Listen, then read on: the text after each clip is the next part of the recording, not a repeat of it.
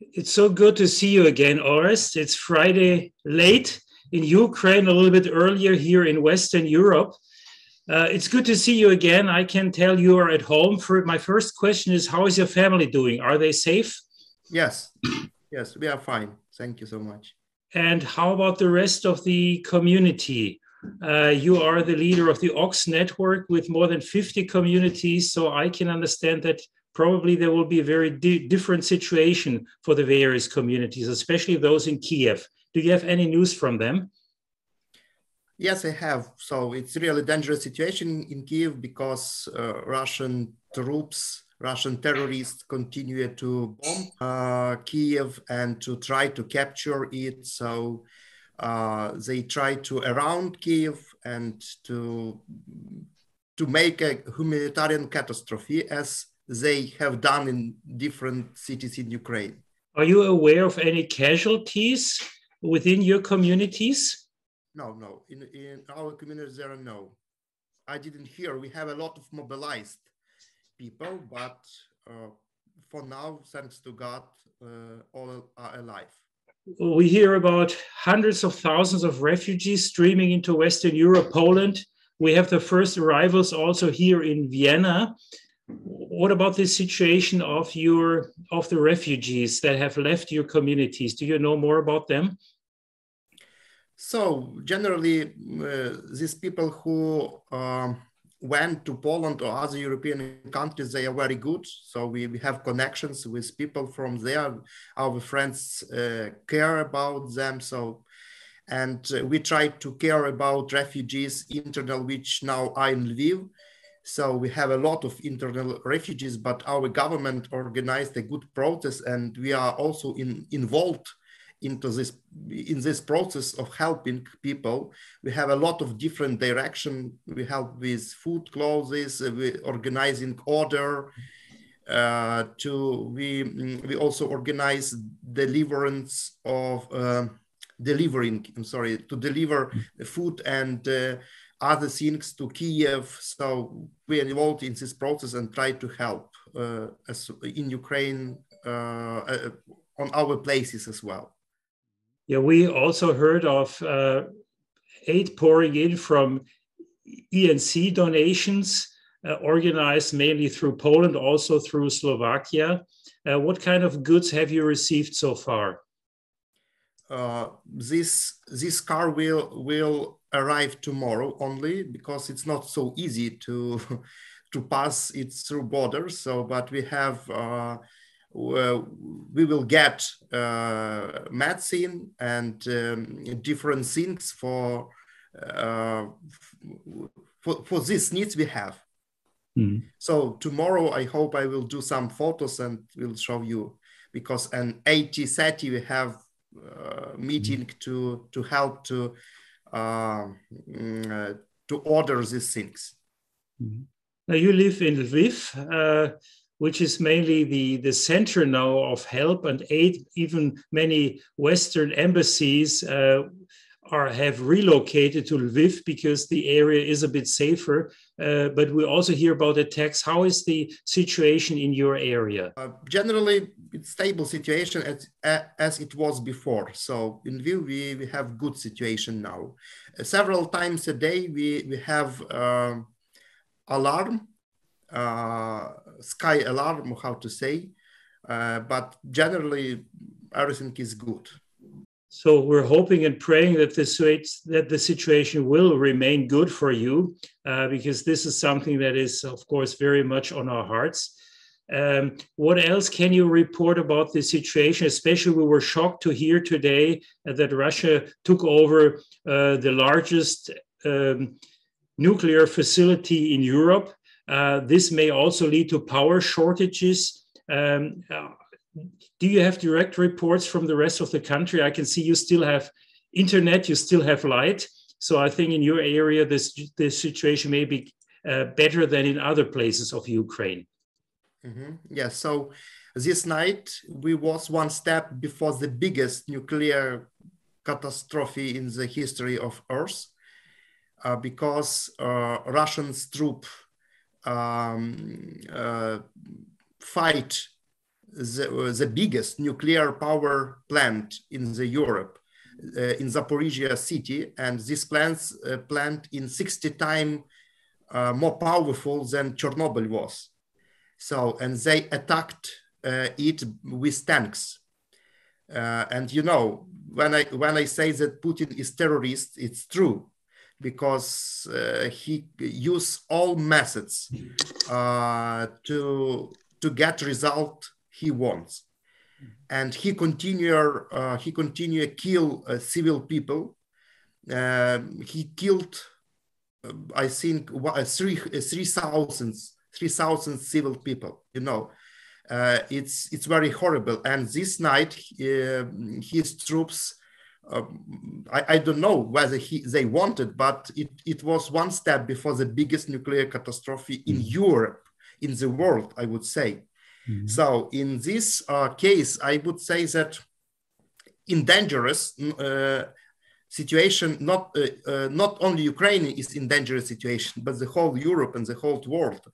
And Ukraine, we see, and we are frustrated, sincerely saying, we are frustrated because of the position of NATO and Europe. We see how weak European countries are mentally when they see Putin and they are afraid of him. So we as Ukrainians are very frustrated because of position of NATO, because it doesn't want to cover, to close the sky above the Ukraine. So, and because of that, a lot of people are dying in Ukraine. And I would say that the blood of these people, blood of these children on the hands of those who are afraid of Putin in Europe.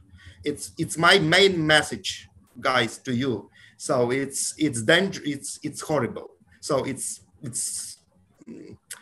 you know, it's something we lose feelings that we are part of Europe now. So because we don't see that you want to fight for us. So it's a general Ukrainian understanding of the situation. I think we can very well understand what you mean and what situation you are in. We, as the European network of community, at least there's one thing we can do, is stand aside, by your side. You've been a part of the ENC for many years now, which means you are part of Europe, and we also feel that you are part of us. So this would be our message. Of course, we cannot change the situation politically, but as you know, there are many people who are donating for this purpose, who are also opening their homes for refugees. Have you received any feedback from refugees who have left the country in the last few days? Yes, I have. They are very impressed by the hospitality of our brothers and sisters. So I think that our relation in ENC is an example for the other Europe, because when I spoke about the frustrating of Europe, I didn't mean our relations between OX and ENC. I would say that US ENC communities really opened your houses for us. So, and we were accepted as a part of family. So all people who are now hosted by you are very impressed by your hospitality, by your love, by your mercy. And I think that your example is really example for the whole Europe. I would say it's really impressive. And let me add one thing. We don't see this as a one-time thing. We see this as a long-term effect also. Come what may, we are standing by your side, and whatever happens and whatever it takes, we will offer as much solidarity as we can to stand with you, the people in Ukraine and those who had to leave the country. And this is also my request to everybody watching this video. I say this every time: share it with your friends. Think about possibilities, how to communicate with your friends, and also please be just aware of the possibility for donations for Ukraine. The money will be used mostly to transfer much needed goods to Ukraine. Can you just give us a short list of what you are expecting with the first delivery that is due tomorrow? So I would say another thing very important. Very often I am asked what we need. And I say the best gift you can give for our women and children is to protect their fathers and their husbands. So I mean, first of all, we need bulletproof vests, we need helmets, we need other ammunition which can protect our soldiers. And very often I hear that European countries give you a lot of such things. So I would say it's too little, because for our army and for our territorial defense, we need about 300,000,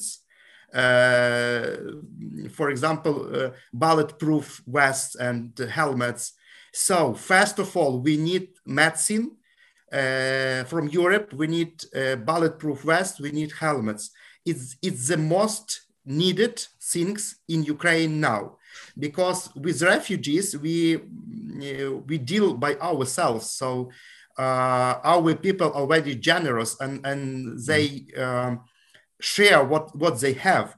But if we speak about helmets and bulletproof vests and medicine, there are no such things, such goods in Ukraine. So we need this first of all, if we need money for this. Please understand us. And I would repeat, the best gift you can give to our children and to our women is to protect their fathers and their husbands. I hope you understand what I mean. Thank you for this very clear message. It's the first time in our lives, at least my generation, that we're faced with a war so directly, or you are even faced with it more directly, but perhaps we have to adapt our thinking to really see what is needed and what we can do to offer the support that is not only prayers, which is so important and it's offered up in many places, in many countries by many Christian movements, but it's also this kind of aid that we can give.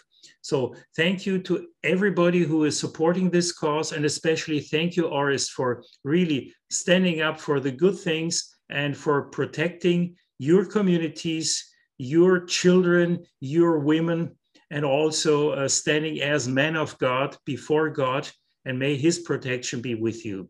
Thank you so much.